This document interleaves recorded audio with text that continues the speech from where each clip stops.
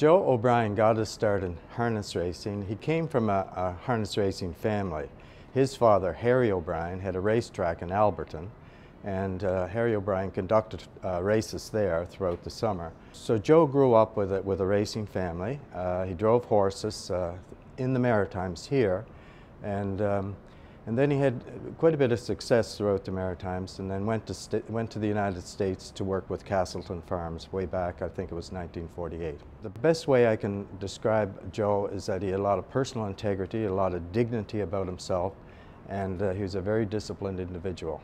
He was passionate about a horse, he took great care of a horse, he took great pride in actually conditioning a horse. The successes he had in the States, and in those days the big races were the Little Brown Jug, the Adios, and the Hamiltonian, of course, and he won those races. This is a huge event for us here on Prince Edward Island. I'm very excited to be hosting the 25th edition, this anniversary edition, to bring it home, the Joe O'Brien Awards, back to the base of where Joe O'Brien started his whole career.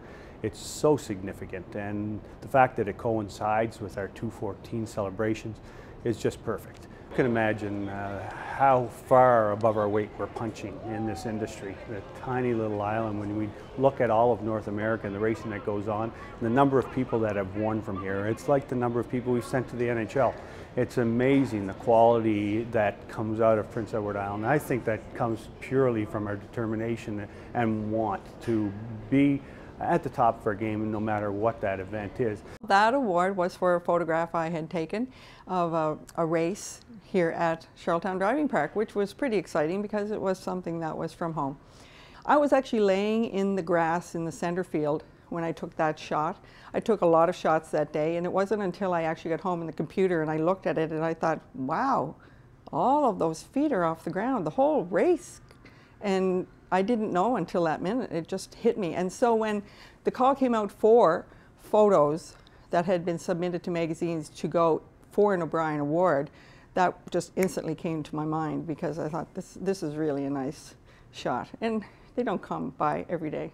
The best part about all of this is, of course, by having them here and get a taste of what it looks like in the wintertime in Prince Edward Island with regard to racing, dining, and gaming here at Red Shores, is only going to whet their appetite to say, we've got to see this in full glory of the summer.